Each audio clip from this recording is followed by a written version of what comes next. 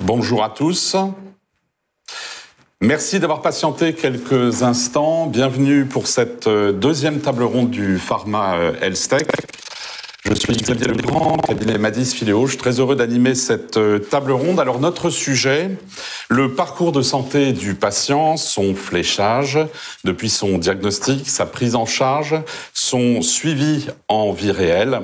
Évidemment, ce parcours concerne particulièrement les maladies au long cours, mêlant épisodes aigus, période de rémission. Alors, quels sont les apports des techs à ce parcours ? Peut-on dire qu'il y a un après-Covid et quels en sont les premiers enseignements ?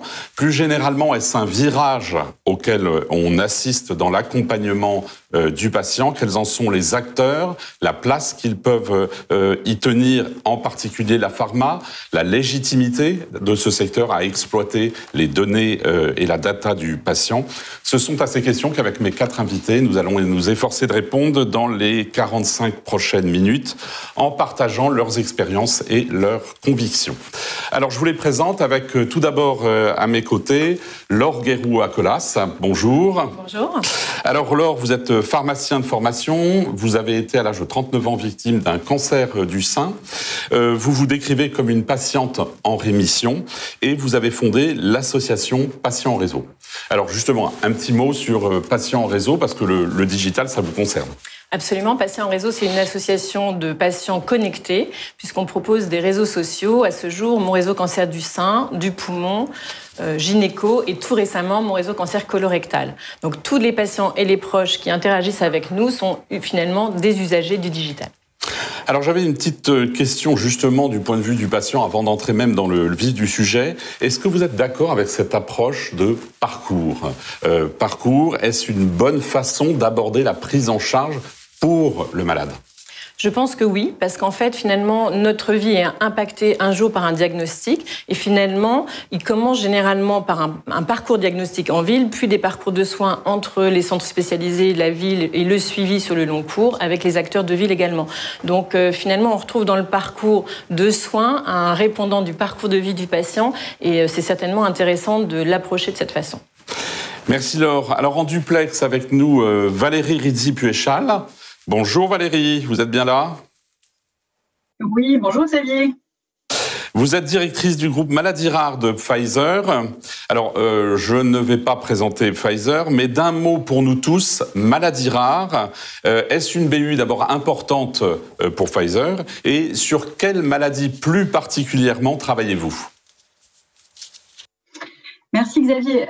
Les maladies rares chez Pfizer représentent une priorité de l'entreprise. Sur laquelle il y a un focus particulier depuis les 5 dernières années. Les aires thérapeutiques dans lesquelles nous sommes actifs, et ce depuis 30 ans, sont l'endocrinologie, avec la prise en charge des déficits d'hormones de croissance, mais aussi l'acromégalie. Nous sommes aussi présents depuis une vingtaine d'années dans le domaine de l'hémophilie, avec des facteurs recombinants, et puis aussi dans des maladies encore plus rares d'ordre neurologique.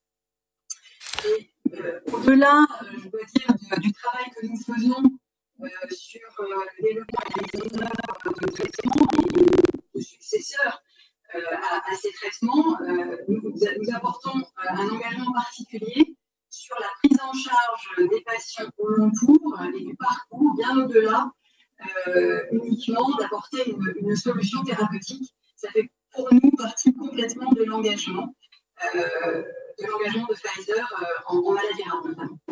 Merci Valérie. Alors juste un petit mot pour la technique, on ne vous entend pas forcément très bien, donc j'espère qu'on va pouvoir améliorer ça. En tout cas, j'espère que tout le monde peut vous entendre. Alors également en duplex, le docteur Saad Zinaï, directeur médical de Adsensiam. Bonjour Saad. Bonjour Xavier. Alors vous êtes basé à l'Institut du cerveau, à la Salpêtrière, ainsi qu'à la station F. Vous vous définissez comme une medtech. Alors peut-être juste en quelques mots, présentez-nous Ascensiam. Alors Ascensiam, effectivement, c'est une medtech qui existe depuis 2013. Notre mission, c'est de créer des standards internationaux d'évaluation des maladies au niveau du patient, qui vont servir à accélérer soit le développement de nouvelles thérapies, ou à optimiser le parcours de soins, ce qui permet au final de réduire le fardeau social et économique de la prise en charge de ces maladies. Donc on est des experts de la santé digitale, on réunit le meilleur des mondes de la recherche clinique, de l'innovation digitale, de la data science, le tout bien sûr sous l'œil vigilant de notre département réglementaire et qualité. Alors pour concevoir nos solutions, on travaille directement avec les patients et les cliniciens pour comprendre les symptômes des maladies, leurs ressentis, leur environnement. On a fait le choix de recueillir toutes ces informations en vie réelle sur le smartphone du patient, qui comporte une multitude de capteurs et qui donne naissance à des biomarqueurs digitaux à travers des approches de machine learning et d'intelligence artificielle. Ces biomarqueurs sont ensuite validés cliniquement face à des gold standards. Merci Saad pour ces explications. De toutes les façons, on va y revenir plus en profondeur. Alors, enfin sur le plateau, Jean-Christophe Klein. Alors Jean-Christophe, en fait, avec Florence Herry, qui est infirmière, vous avez cofondé Libero. Vous en êtes le CIO. Bonjour. Bonjour Xavier, bonjour à tous. Quelques mots sur Libero, peut-être pour en comprendre, et puis peut-être même pour comprendre l'origine qui vous a amené à créer Libero. Tout à fait. Ça vient d'un constat et d'un vrai besoin. Ce qui pour nous, chez Libero et pour moi personnellement, je pense c'est indispensable quand on fait l'innovation et quand on crée des solutions. Donc effectivement, l'idée de Libero, donc L-I-B-H-E-R-O-S, pour ces fameux héros, les professionnels de santé, on les a beaucoup acclamés ces dernières semaines, donc le nom est plus que bienvenu. Libero vient d'un double constat, effectivement, je l'ai cofondé, comme vous le disiez Xavier, avec Florence Herry, qui est infirmière de formation, qui a exercé à l'hôpital, donc à la PHP, notamment en immuno-hémato à Saint-Louis et en oncologie à l'Institut Curie, et qui avait fait un constat de la complexité des patients, notamment pour sécuriser leur sortie d'hospitalisation et l'organisation de leurs soins à domicile. Vous l'avez vécu vous-même et vous avez pu constater à quel point c'était difficile pour ensuite les réhospitaliser en urgence quelques jours après, finalement. Et effectivement, je vais être très bref, et c'est une situation que j'ai vécue personnellement pour mon grand-père qui était atteint d'un cancer du poumon, qui a été donc opéré, et on l'a laissé sortir, vraiment lâché dans la nature en sortie d'hospice. Et donc c'était ma maman, en tant que proche aidant direct, en habitant à 900 km, qui a dû gérer ça. Et malheureusement, elle a mis plus d'une semaine à trouver une infirmière à domicile, encore plus longtemps pour organiser les services à la personne qui a besoin, mon grand-père. Et malheureusement, il y a certains soins qu'il aurait dû avoir qu'il n'a pas eu. Son état s'est réaggravé. Il est retourné aux urgences hospitalières et il est décédé quelques jours plus tard. Alors voilà, je suis pas en train de dire que c'est que à cause de ça. Néanmoins, je suis persuadé que ça y a malheureusement contribué. En tout cas, ça n'a pas joué en sa faveur. Et voilà, en fait, quand on s'est rencontré avec Florence, on a parlé de ça et je me suis rendu compte que ce sujet qui m'a touché au sein de ma famille, et que le constat qu'a fait Florence, c'est une vraie problématique qui touche des millions de personnes. Et donc, c'est pour ça qu'on a créé Libero, qui est une solution pour accompagner les patients, les aidants, les salariés aidants, notamment pour tout ce qui est l'organisation et la coordination des soins et de la santé à domicile. Des soins à domicile. Exactement. Alors, je vous propose d'illustrer ce parcours. On va prendre quelques exemples. Alors, je vais d'abord me tourner vers vous, Valérie. Quand on parle parcours patient, évidemment, on imagine que le diagnostic a été posé. Et en parlant il y a quelques jours avec Laure, en préparant, on évoquait le fait que, par exemple, de multiples formes de cancer sont diagnostiquées très tardivement et posent beaucoup, finalement, de problèmes. Un autre sujet, Valérie, eh bien, ce sont les maladies rares et le diagnostic de ces maladies rares. Là, on peut parler plutôt de parcours du combattant. Et donc, je veux parler évidemment de l'errance diagnostique. C'est un sujet, je crois, qui vous tient particulièrement à cœur et pour lequel vous imaginez peut-être des solutions digitales à venir. Oui, on est assez convaincus chez Pfizer que les technologies peuvent très certainement aider à gagner du temps et à réduire cette errance diagnostique qui, malheureusement, dans les maladies rares, est toujours trop longue. Et quand on attend et quand on ne sait pas ce dont on souffre, on trouve que c'est toujours trop long. L'errance diagnostique en maladie rare, elle est entre 4 et 7 ans en France. Et encore, la France est bien notée. En général, c'est plutôt 10 ans dans la plupart des pays d'Europe.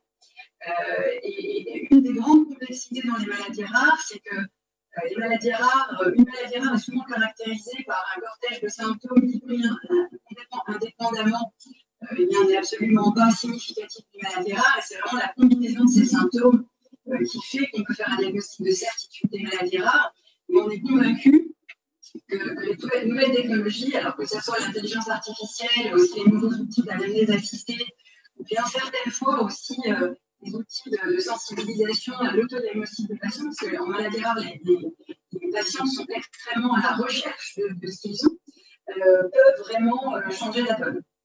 Et donc, nous, ce qu'on cherche à faire... En fait, c'est ce que vous cherchez en fait... Ce que vous cherchez en fait, c'est à élever le niveau de suspicion du médecin, c'est ça? Voilà. Exactement. On a un petit peu investigué sur toutes les techniques chez Pfizer pour voir quels étaient les systèmes qui pourraient bénéficier le plus aux professionnels de santé et les aider dans leur pratique quotidienne à accélérer ce niveau de suspicion. Et on est en phase d'investigation d'ailleurs. Une expérimentation sur un de ces processus parce qu'on considère que ça doit être une priorité pour nous en tant qu'industriels de la santé dans les maladies rares de pouvoir apporter dans le futur ce type de service. Donc réduire la durée finalement d'errance par cette élévation du niveau de suspicion de la part des médecins et d'orienter plus facilement, même si en France, vous le disiez, on a avec les centres référents maladies rares quand même un avantage par rapport à d'autres pays européens où la durée d'errance est encore plus longue. Je crois que vous parliez de 7 à 10 ans en moyenne. Tout à fait, mais bon, ça fait partie aussi, la réduction de l'errance diagnostique fait partie aussi des priorités du Plan national maladies rares 3. Et notre démarche s'inscrit aussi vraiment dans la ligne de ce plan, parce qu'on est vraiment convaincu que quand on est patient, attendre 4 ans, c'est trop long. Et on sait très bien aussi qu'attendre 4 ans constitue une perte de chance aussi, dans beaucoup de cas, pour le patient. Donc, dans les maladies. Il est extrêmement important pour nous. Merci Valérie Laure, vous vouliez dire un mot? Je voulais rebondir sur cette problématique du diagnostic et notamment peut-être faire un focus particulier sur le cancer du poumon, qui est très connu, qui touche beaucoup de monde, mais ce qu'on ne sait pas toujours, c'est que ces patients sont diagnostiqués souvent extrêmement tard, en raison justement d'un manque aussi, pour une maladie pourtant relativement commune, de suspicion suffisamment rapide, de symptômes assez classiques et d'un retard diagnostique très dommageable, puisque 65% des patients sont diagnostiqués stade 4, et je pense que ça devrait vraiment aussi mobiliser sur de nouvelles stratégies de sensibilisation des différents soignants. Merci Laure. Alors, autre moment du parcours, autre innovation, alors plutôt tourné cette fois-ci vers la recherche et le développement. Ascensiam, Docteur Sinaï, parlez-nous de votre programme, alors en particulier celui sur la sclérose en plaques que vous avez développé et qui aboutit au lancement de l'application MS Copilote. Oui, alors... La sclérose en plaques, c'est une maladie chronique, comme on le sait, qui est évolutive de façon assez inexorable, très hétérogène dans ses formes, dans ses manifestations cliniques, et c'est parfois très difficile de mesurer l'évolution de la maladie ou la réponse à un traitement donné. Donc, en fait, ce qu'on a fait chez Ascensiam, on a répondu à la demande de neurologues de la Pitié, qui était d'avoir des outils objectifs de mesure de la progression, parce qu'ils n'ont pas le temps, parce qu'ils sont surmenés, parce que les consultations durent 10 minutes, un quart d'heure, et qu'ils voient les patients 1 à 2 fois par an dans le meilleur des cas. On a donc ensemble, avec les patients et avec les cliniciens de la Pitié, on a développé cette solution qui s'appelle MS Copilote, et qui va donc mesurer les 4 grandes dimensions qui peuvent être atteintes dans la sclérose en plaques, c'est-à-dire principalement la marche, la dextérité, les fonctions du membre supérieur, et la marche, quand on dit la marche, c'est-à-dire le périmètre de marche et la vitesse de la marche, la dextérité donc, la cognition ou bien l'attention du patient et la vision à bas contraste. Donc aujourd'hui, MS Copilote est le premier, et on est assez fiers de le dire, le premier et seul dispositif médical marqué CE, et évalué cliniquement. On a comparé cette solution digitale à des standards cliniques dans une étude multicentrique en France. Et cette solution est maintenant utilisée dans des études multicentriques internationales et en vraie vie par des patients et des professionnels de santé. Les scores MS Copilote nous apporte et apporte à tout le système de soins des nouvelles informations en fait qui n'existaient pas et qui sont pertinentes sur la progression du handicap, des nouvelles corrélations grâce au machine learning et donc quelque part plus de rapidité dans la décision. Donc les patients sont contents et les neurologues aussi. Alors on est bien là dans l'auto-évaluation des patients et le suivi en vie réelle. Au passage, vous vous fiez à des critères et des échelles internationales ou vous développez vos propres critères et dans ce cas-là, comment sont-ils perçus par les médecins ? Est-ce que la technologie s'adapte, je dirais, aux échelles standards ou vous êtes obligé d'en développer d'autres ? Oui, alors on peut très facilement, je pense, adapter ou digitaliser des standards parce que dans la plupart des cas, ce sont des questionnaires ou des cases à cocher sur des feuilles de papier. Donc, c'est pas une immense valeur ajoutée pour le clinicien et je pense que n'importe qui peut faire une application avec des QCM et des cases à cocher.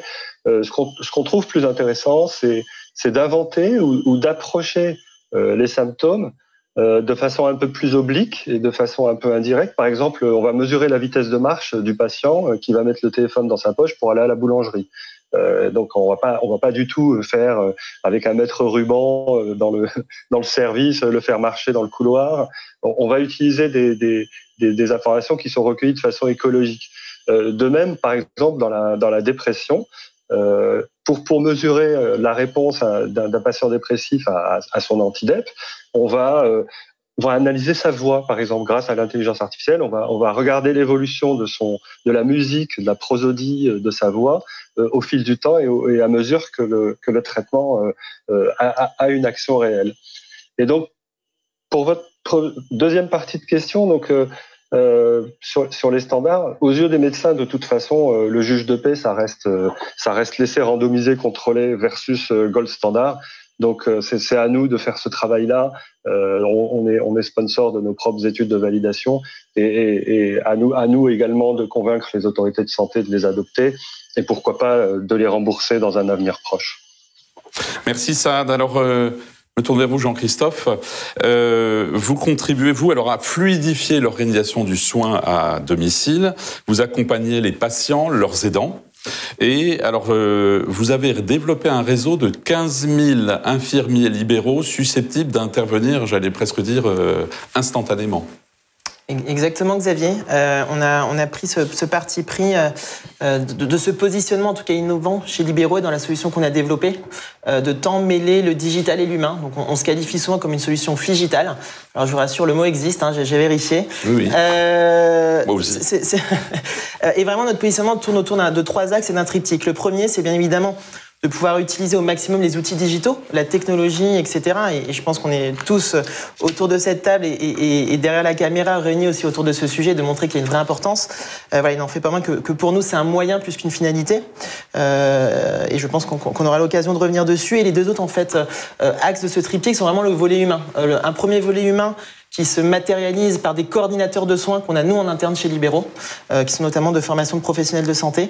Et enfin, effectivement, le troisième axe, ce que vous mentionnez, un réseau de professionnels de santé qu'on a constitué aujourd'hui, donc qui utilise une solution spécifique qu'on a développée qui s'appelle Libéraux Pro, qui est une application mobile et une solution web, par laquelle on sait pour chacun de ces professionnels de santé où ils exercent à la rue près, le type de soins qu'ils font ou non, le type de prise en charge spécifique qu'ils font, etc. Tout ça mis à leur disposition gratuitement. Et effectivement, on touche aujourd'hui plus de 15 000 infirmiers. On a également d'autres professionnels de santé comme des kinés ou des sages-femmes par exemple. Mais il y a un vrai focus autour de l'infirmier à domicile qui, je trouve d'ailleurs, ces 2 points sont souvent trop peu évoqué dans les échanges, tant le domicile, on parle souvent de l'hôpital, etc., mais trop peu du domicile, alors que c'est une vraie réalité et un vrai besoin. Et de l'autre côté, on parle beaucoup des médecins, des experts, des spécialistes, certes, qui sont incontournables, mais si on pense à ce fameux parcours patient qui est l'objectif de l'échange aujourd'hui, il n'y a pas que les médecins. Il y a notamment ces infirmiers, et ces infirmiers-là peuvent effectivement, sont incontournables. Le jour où on fait du télé changement de pansement, du télé injection d'anticoagulants, etc., c'est pas demain la veille, et donc faut pas oublier que ce sont des acteurs qui sont incontournables et dont on a, nous, vocation à faciliter leur quotidien dans le cadre des accompagnements qu'on fait. Au quotidien, ce sont les maillons forts de l'accompagnement et vraiment, ils ont un rôle tout à fait particulier. Moi, j'ai été frappé par le fait que vous insistiez autant sur cette notion de figital, la complémentarité du physique, de l'humain et du digital. C'est-à-dire que vous n'envisagez pas autrement une solution technologique si elle se substituait en totalité à une relation physique directe entre le soignant et le soigné. Tout à fait. En tout cas, c'est le constat qu'on a fait. C'est en tout cas la solution et l'innovation qu'on fait tous les jours autour de ça. C'est vraiment de baser tout ça autour de ces deux axes du digital et de l'humain. Faut pas oublier qu'on parle de santé, on parle de patients, on parle de gens qui ont vécu des choses. Alors, vous en êtes un très bon exemple. Et je pense encore aujourd'hui, alors je sais pas comment ça évoluera dans les décennies à venir, il n'en est pas moins qu'aujourd'hui, quand on parle santé, pour nous, un des premiers mots qui est derrière et que ça fait partie d'une des valeurs de Libéraux, c'est le côté humain. C'est ce que font tous les jours les professionnels de santé, même les médecins, à l'hôpital, en ville, ce que font les infirmiers et autres professionnels de santé à domicile. Donc pour nous, ça nous paraissait incontournable et on pouvait pas de le faire aussi à domicile. Exactement, et surtout parce que c'est une vraie réalité, un vrai besoin de nos utilisateurs, en l'occurrence des patients, des aidants, etc. Donc c'est vrai qu'on a, c'est pas un concept marketing ou autre, c'est vraiment une vraie solution et qui, selon nous aujourd'hui, est celle qui répond le plus aux besoins et aux attentes des utilisateurs, en l'occurrence des patients. Merci Jean-Christophe. Alors voilà, vous avez vu plusieurs exemples en fait à différents moments du parcours de l'apport de ces techs à la fluidification du parcours, qui donne plus d'autonomie aux malades, aux aidants, facilite aussi la pratique des soignants. Laure, est-ce que vous diriez que ces technologies sont un moyen au service d'une finalité, à l'amélioration du parcours? C'est comme ça que vous voyez l'apport des technologies ? Mais c'est clairement en fait un moyen et un outil. Je rejoins tout à fait ce qui vient d'être dit, c'est-à-dire que la technologie et toutes les innovations extraordinaires qui fleurissent un peu partout dans les différents champs thérapeutiques, c'est passionnant, mais ça doit rester au service des gens. Et donc il faut être à l'écoute des besoins des patients, qui sont là aussi, c'est pas un patient type, il y a plein de réalités, de territoires, de gravité, etc. Mais il y a aussi avec qui finalement j'interagis en tant que soignants, spécialistes et de proximité. Et donc, effectivement, il faut que ces réflexions permettent cette connexion. Donc, c'est voilà, à la fois un moyen et un outil de faire évoluer les choses, mais certainement avec la composante humaine pour les patients, mais aussi pour les soignants. Alors justement, vous parliez l'autre jour de la téléconsultation en disant que là, c'est peut-être du mixte, c'est pas du tout ou rien, c'est pas du tout digital ou du tout relation face-face. Vous parlez de mixité.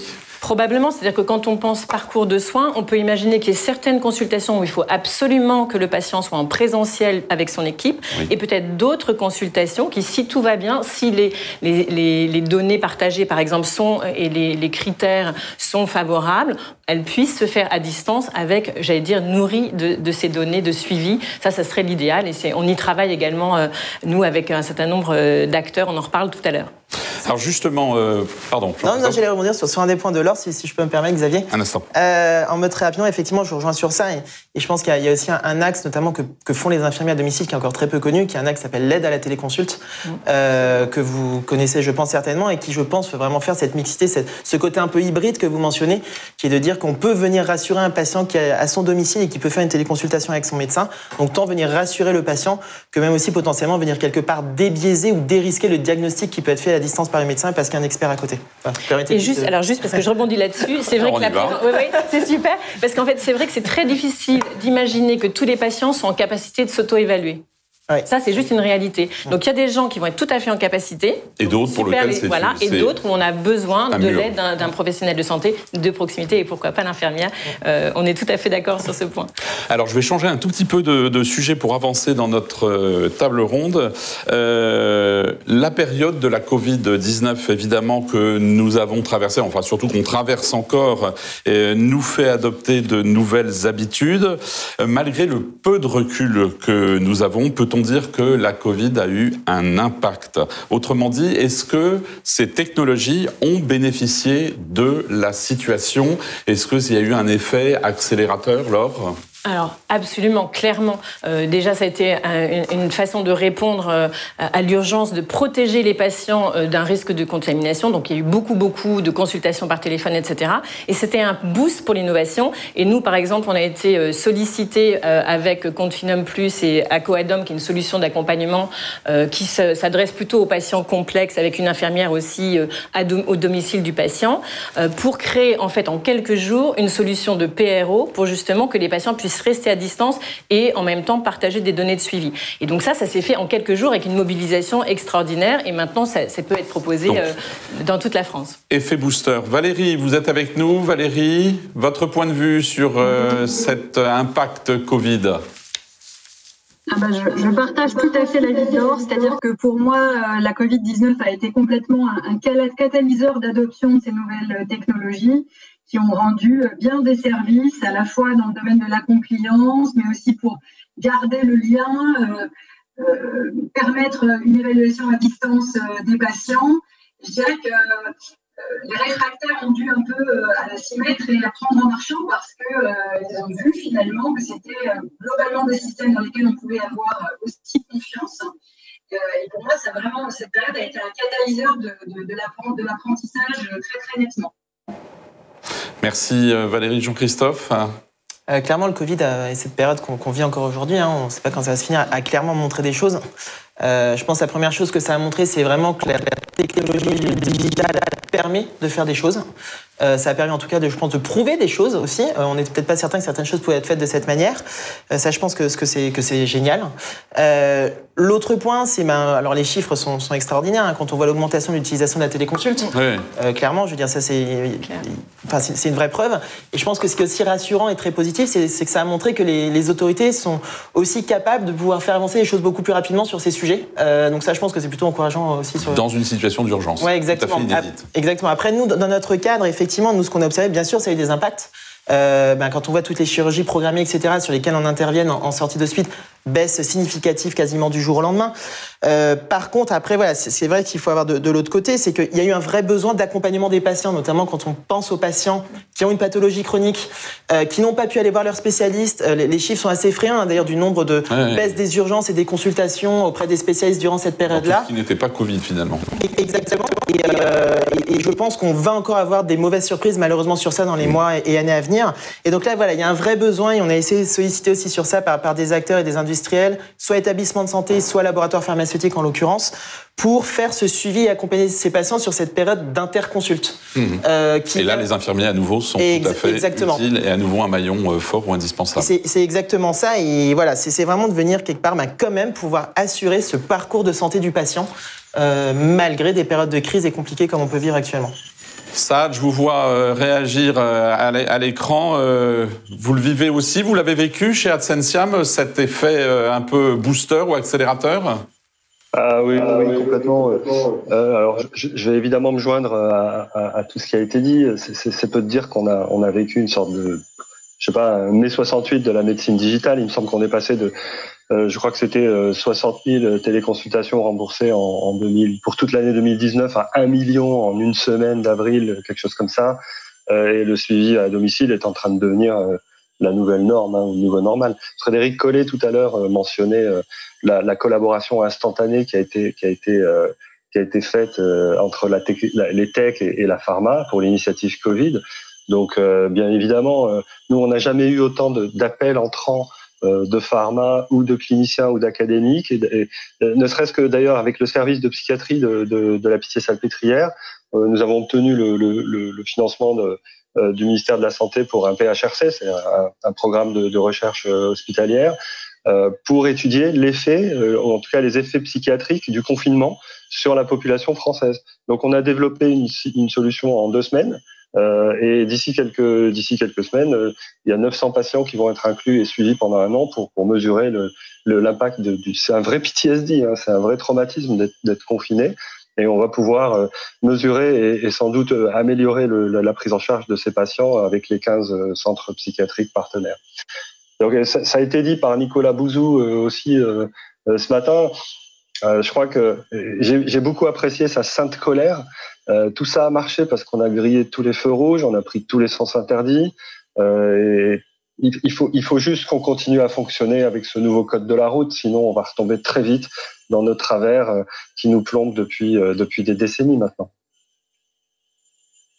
Merci Saad. Alors depuis en fait le début un peu de ce débat, c'est vrai qu'on voit les choses d'une façon assez positive et par les temps qui courent, ça fait pas de mal.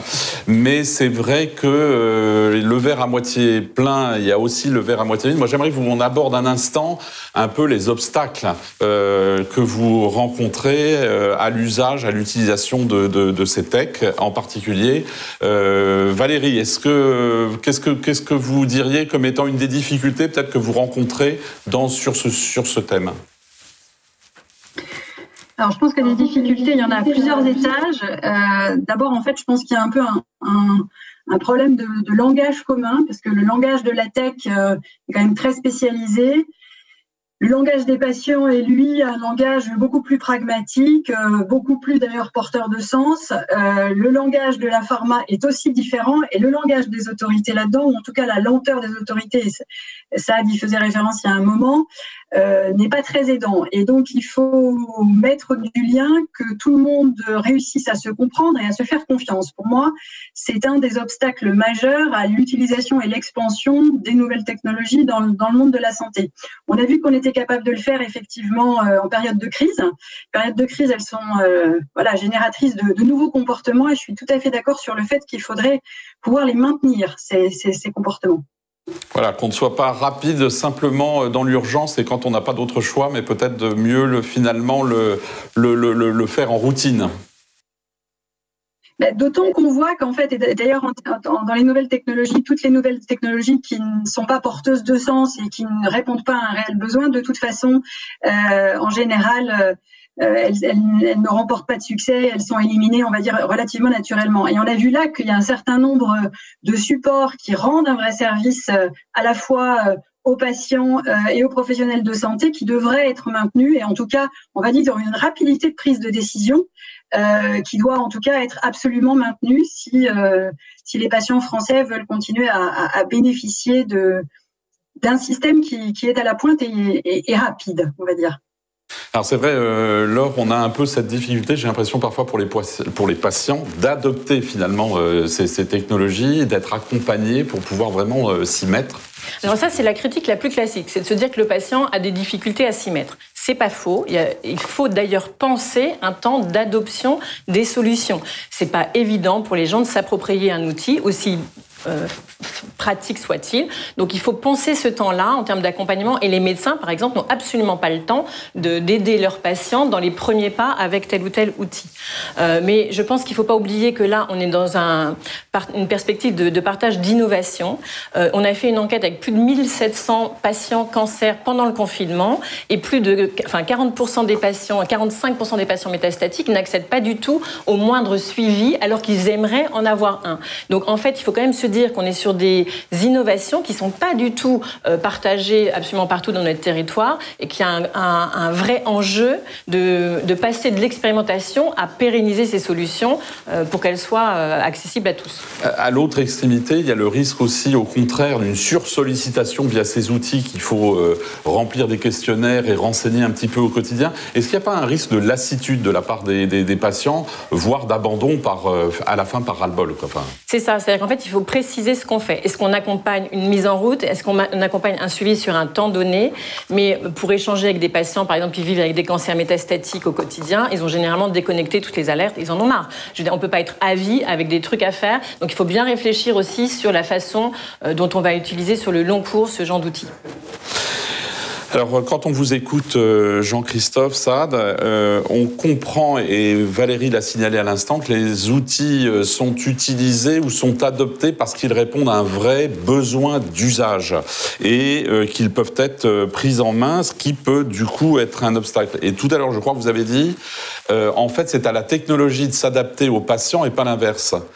Or, dans un certain nombre de cas, pour l'amateur que je suis, j'ai l'impression parfois que c'est l'inverse. Les créateurs d'innovation sont tellement persuadés qu'ils ont raison, et c'est bien leur rôle, et c'est normal, ils y croient, et ils se battent pour ça, c'est même un enjeu vital, je pense, pour eux, que de l'autre côté, c'est pas forcément si facile que ça de se l'approprier.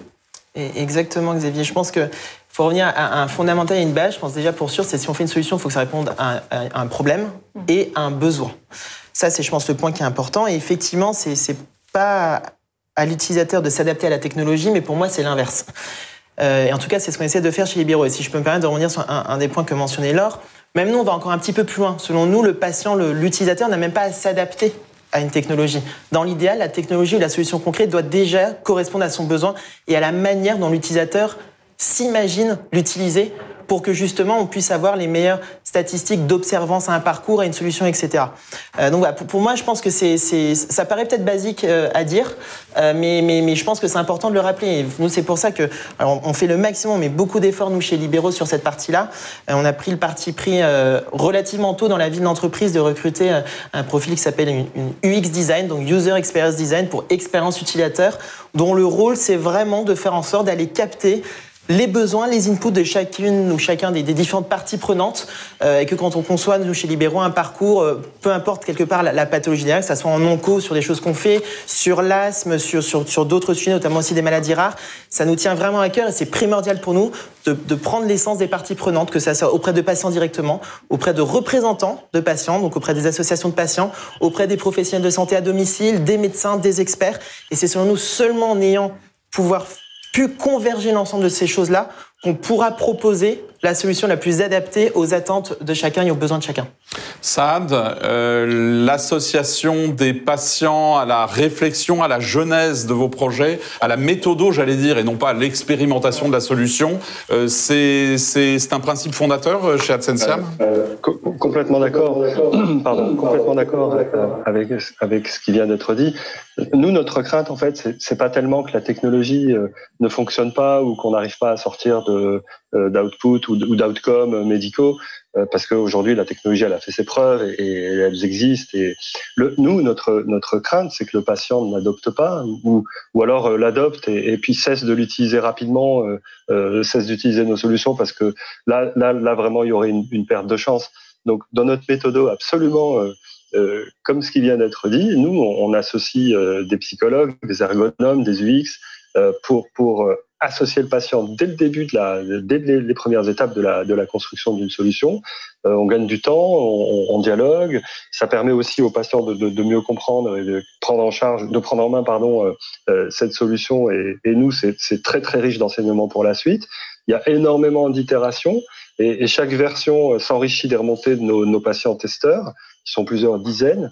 On travaille également sur des techniques qui sont inspirées de jeux vidéo, des plateformes célèbres comme Netflix, comme d'autres, qui permettent de maintenir l'engagement au long terme du patient dans son suivi. Et je dirais que c'est à nous de faire en sorte que la technologie soit transparente pour le patient ou pour son soignant. C'est totalement ça. Merci. Alors justement, Laure, il y a quand même un point, depuis tout à l'heure, on évoque beaucoup, évidemment, c'est le bénéficiaire final, c'est l'utilisateur, donc c'est le patient ou l'aidant. Est-ce qu'on n'oublie pas un petit peu l'équipe soignante et le rôle qu'elle peut avoir aussi pour appuyer, pour soutenir le patient dans l'appropriation, dans l'utilisation de l'outil et lui faciliter la tâche ou l'assister ? Dans le monde des soignants, il y a deux enjeux, c'est-à-dire déjà d'être convaincu, d'avoir envie de proposer ces solutions. Ce qui est quand même là aussi un enjeu en tant que tel qui n'est pas gagné. Il y a quand même encore très très peu de parcours proposés à ce jour. Donc, et après ça, que ce soit envisageable pour eux de l'intégrer dans leur propre mode de fonctionnement. Et là, il y a un énorme besoin de transformation et d'accompagnement et de réflexion. Et effectivement, il faut que les équipes soignantes puissent aider les patients, mais inversement, il faut qu'on aide les équipes soignantes à s'approprier les outils, parce que finalement, il y a beaucoup de patients qui sont très vite enthousiastes, il y a beaucoup de soignants de ville qui adoptent aussi ces solutions en étant très contents d'être dans la boucle de suivi, ce qui est quand même rarement le cas. C'est l'expérience qu'on a là aussi avec Acoadom et Acoad PRO. Mais par contre, ce qui n'est pas toujours simple, c'est comment est-ce qu'on fait pour que les équipes soignantes s'approprient ces outils et puissent évaluer les bénéfices aussi pour eux en tant que soignants. Et donc ça, c'est aussi quelque chose sur lequel il faut travailler. Un vrai enjeu d'appropriation. Alors, pour avancer encore un petit peu plus, question récurrente, dès qu'on parle de l'accès aux patients et à leurs données, on voit immédiatement la question poindre de la légitimité de l'industrie. Alors évidemment, je me tourne vers vous, Valérie. Je rappelle que vous dirigez le groupe maladies rares de Pfizer. Alors, est-ce que d'après vous, quelle est la légitimité de l'industrie d'accéder à la data et de pouvoir s'en servir ? Écoutez, pour moi, la légitimité, elle est pleine, parce que Il faut quand même rappeler que les industriels de la santé sont ceux qui détiennent le plus de data et qui connaissent le mieux les traitements, leurs effets au long terme, au long cours sur les patients. Et donc, à ce titre, l'industriel de la pharma est parfaitement légitime. D'autant que on parle de plus en plus aussi d'utilisation à long terme et de data en vie réelle sur l'utilisation de ces médicaments. Et donc, la présentation de ces data constitue aussi maintenant une exigence des autorités de santé qui nous conduit à évaluer en permanence la sécurité et l'efficacité de ces médicaments. Donc, sans data, en fait, on ne peut rien évaluer. Donc, il y a un petit peu un paradoxe entre, d'ailleurs, l'exigence qui nous est faite d'être capable de collecter toutes ces data et de les présenter, et l'espèce d'omerta sur les data patients.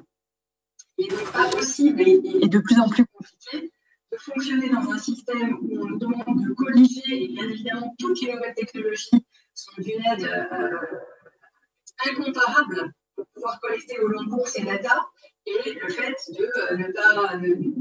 d'avoir des difficultés, on va dire, à les mettre en œuvre. Alors, je ne suis pas en train de dire que, bien évidemment, l'industriel est légitime à avoir des data extrêmement précis sur les patients. Tout ça doit évidemment être fait dans un cadre très strict.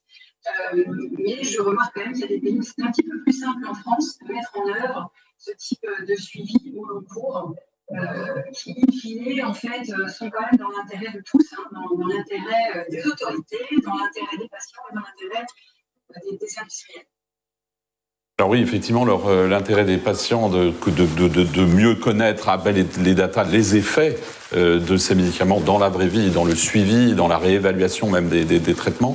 Vous êtes d'accord sur le fait qu'il y a besoin là peut-être de repenser l'équilibre ? Il y a un besoin considérable. Déjà parce que par exemple avec toutes les innovations de thérapie orale dans des maladies assez avancées, on ne sait pas trop ce qui se passe en ville par rapport aux essais. Donc il y a une richesse d'informations essentielles pour les patients en termes de sécurité, d'observance, d'effets indésirables, de gérer tout ça, mais aussi une meilleure connaissance des médicaments qui, bien sûr, intéresse l'industrie du médicament, mais aussi, bien sûr, je dirais, tous les acteurs publics et les instances. Et ça doit permettre d'évaluer aussi les promesses des essais. Est-ce qu'on les retrouve ? Est-ce qu'on voit d'autres choses apparaître qui doivent faire évoluer le plus rapidement possible ? Parce qu'un certain nombre de scandales viennent de ça. C'est de pouvoir réagir au plus près. Et je pense que toutes ces technologies, tous ces partages d'informations, s'ils sont bien cadrés, ils vont permettre de gagner en pertinence, en sécurité pour les patients. Et ça, c'est essentiel. Alors justement, vous avez parlé d'accéder ensemble à ces données et de mieux pouvoir les partager. Qui dit partage dit collaboration. Donc je saute sur l'occasion et je vais vous demander de me répondre rapidement. Le temps passe. On va parler des collaborations. Est-ce que c'est pas une nécessité finalement à l'heure où on évoque les complémentarités des startups, des entrepreneurs, des industriels, des associations de patients, des soignants, des autorités, d'agir plutôt sous des formes de collaboration. Est-ce que c'est quelque chose auquel vous faites appel ponctuellement, régulièrement, systématiquement, Jean-Christophe ? C'est vrai, Xavier, que je pense qu'ensemble, on est plus fort, meilleur et plus rapide. Et ce qui est important, c'est que sur la collaboration qu'on peut faire, l'exemple que vous mentionnez entre des startups et des grands groupes, je pense est très intéressante et très complémentaire. Une startup a des capacités que n'a pas un grand groupe et vice-versa. Une startup est rapide, elle est agile, elle est flexible. Donc ça, je pense que c'est des choses que les grands groupes n'ont pas forcément pour autant. Et c'est pour ça que je pense dans la santé, ces collaborations sont indispensables. Clairement, chez Libéraux, c'est de cette manière-là qu'on fonctionne. Aujourd'hui, on est résolument, et je pense, et je l'espère en tout cas, vous l'aurez compris, une solution à vocation de l'utilisateur final, donc une solution B2C, si je peux l'appeler ainsi, mais bien évidemment, on est majoritairement sur un modèle B2B2C. C'est-à-dire que pour adresser au mieux cette solution et pour que ça avance le plus possible, le plus rapidement possible, on travaille avec des acteurs donc B, des corporates, et notamment on va par exemple travailler avec des établissements de santé. fluidifier la sortie, sécuriser le retour, diminuer la durée moyenne de séjour, éviter les retours aux urgences, etc. Mais également avec des laboratoires pharmaceutiques sur accompagner leurs patients dans les traitements. Je rejoins un point que mentionnait Valérie notamment. Si aussi à notre manière, on peut permettre aussi d'avoir des ressentis pour les industriels de comment ça se passe concrètement sur le terrain pour qu'on fasse améliorer les traitements et les choses qui sont proposées, in fine, c'est meilleur pour tout le monde. Et donc voilà, à titre d'exemple, on travaille par exemple avec AstraZeneca sur différents sujets en oncologie et par exemple sur l'asthme sévère. On fait partie de leur programme Realize, leur programme d'accompagnement. On travaille avec Léo Pharma sur un sujet sur les anticoagulants également dans le cadre du cancer. Donc voilà, différents exemples et je pourrais en mentionner plusieurs. Mais oui, pour moi, je pense que c'est indispensable cette collaboration entre grands groupes et start-up et encore une fois, ensemble, on va plus loin et plus vite. Laure ? Alors, partenariat, alors, à notre niveau association, on participe donc à un certain nombre de projets. On a des collaborations avec un certain nombre de start-up, que ce soit WeFight ou Continuum Plus, sur des parcours d'accompagnement. Et là, effectivement, sur ces parcours d'accompagnement, il y a l'idée aussi de travailler avec différents partenaires industriels aujourd'hui dans le champ donc des cancers du rein, du sein et du poumon. Donc, ça permet d'être justement dans cet espace d'échange et d'interaction qui est absolument essentiel pour faire... je dirais qu'il y a un enjeu quand même aussi de passer le cap après, que ces solutions, elles passent le projet, j'allais dire, co-construit avec les industriels pour qu'elles soient accessibles officiellement et financées autrement. Ou en partie, en tout cas, par la force publique. Saad ? Oui, je suis complètement d'accord. Encore une fois, les collaborations pour nous sont multiples, que ce soit avec le milieu d'ailleurs académique, les établissements de soins ou les pharmas. Nous, de toute façon, on construit nos solutions avec les patients et pour les patients. Donc, on a du fait de ce caractère agnostique de nos solutions, c'est très facile pour nous de signer des partenariats avec des cliniciens ou des assos de patients ou des pharmas. Et dans ce cas, on va intervenir par exemple en soutien des industriels pour définir des nouveaux marqueurs, tout en gardant en tête l'intérêt suprême du patient. D'ailleurs, les patients le reconnaissent bien et ils sont très à l'aise pour échanger avec nous sur leurs bobos, sur des sujets très intimes et des sujets qui sont liés à leur maladie, beaucoup plus, par exemple, qu'ils ne le seraient dans un focus group qui serait organisé par un labo, par exemple. Valérie, sur les maladies rares, vous travaillez également avec les associations, j'imagine ? Oui, parce que les associations sont très certainement... vraiment les porteurs de voix les plus significatifs en maladies rares. On a établi beaucoup de collaborations avec les associations patients des différentes pathologies que nous couvrons dans mon domaine. Donc, par exemple, l'association Grandir, mais aussi l'association Acromégalie Basement, l'association des patients hémophiles ou l'association dans l'amylose. On a également établi aussi un certain nombre d'associations de collaboration avec plusieurs startups. Comme je disais tout à l'heure, à la fois dans l'objectif de réduire les rendements diagnostiques, mais aussi d'accompagner les patients au long cours dans leur prise en charge, dans la confidence, et aussi beaucoup des programmes qui servent à aider les aidants, parce que les aidants dans la prise en charge du parcours de soins des maladies rares ont un rôle absolument capital. Je signale la dernière table ronde. Vertueuse et permanente. Je signale merci Valérie, désolé, la liaison n'est pas toujours très, très bonne. Je signale la dernière table ronde à 16h15 concernant les collaborations entre les startups et la Big Pharma. Merci Valérie. Alors il est temps de conclure juste d'un mot, et s'il vous plaît d'un mot, parce que je vois des grands signes derrière, c'est l'horreur. Je suis très en retard. Donc si on se projette dans l'avenir, une conviction que vous partageriez. Saad, Dr Zinaï. Justement, Dr Zinaï, moi tous les matins en allant travailler chez Adsensiam, je fais de la médecine en fait. Et je suis persuadé que le patient va pouvoir accéder à une plus grande liberté parce que la connaissance c'est de la liberté, mais aussi que son rapport aux soins va évoluer. Les nouvelles technologies, l'intelligence artificielle vont redéfinir la place du patient dans le parcours de soins, ne serait-ce que par l'éclairage nouveau qu'elles vont apporter sur la maladie. Donc nous manions l'intelligence artificielle avec discernement, mais avec beaucoup d'espoir. Et j'aime beaucoup citer l'anecdote de Kasparov qui s'était fait déboîter par une intelligence artificielle en 97 et à qui on demandait est-ce qu'il fallait avoir peur des machines. Et il a répondu l'intelligence artificielle ne va pas nous remplacer, elle va nous promouvoir. Voilà, tout est dit. Tout est dit. Laure, quel regard ?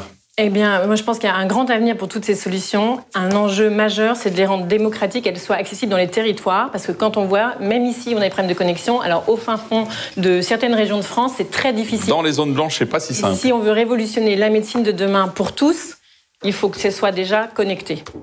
Valérie ? Écoutez, moi, je dirais que la tendance est lourde, qu'on a vraiment une graine semée. Et que la technologie, dès lors qu'elle est porteuse de sens pour tous, ne pourra avoir qu'une fin avec un grand succès. Voilà. Jean-Christophe, mot de la fin. Pour ma part, je pense qu'on observe une tendance qui était déjà bien engagée il y a quelques mois et qui est assurément en train de s'accélérer. C'est vraiment cette transformation de l'écosystème qui était avant très centré autour de l'hôpital, qui va être de plus en plus centré autour du domicile. Donc ça, je pense que c'est un point majeur, avec du coup un vrai besoin d'accompagner les patients, tel qu'on l'a dit tout au long. Et voilà, peut-être au-delà du soin des choses classiques, nous, ce qu'on observe aujourd'hui, c'est que ça va même aller aussi sur d'autres sujets, comme par exemple des essais cliniques qui vont aussi se faire autour du domicile, ou pour rebondir sur ce que disait par exemple Valérie, le sujet de l'errance de diagnostic et thérapeutique est un vrai enjeu, et il ne faut pas forcément toujours penser qu'à l'aval et à l'après-diagnostic, mais aussi penser en amont. Et que voilà, par exemple, avec des professionnels de santé, on peut toucher un grand nombre de personnes. Aujourd'hui, on touche de manière indirecte à peu près 3 millions de patients en France, en file active. Et une fois qu'on a dit ça, je pense que ce qui est top, c'est de voir que les choses avancent dans le bon sens, qu'il y a une très belle dynamique qui s'installe, qui est en place entre les différents acteurs, et c'est super de voir les choses avancer comme ça.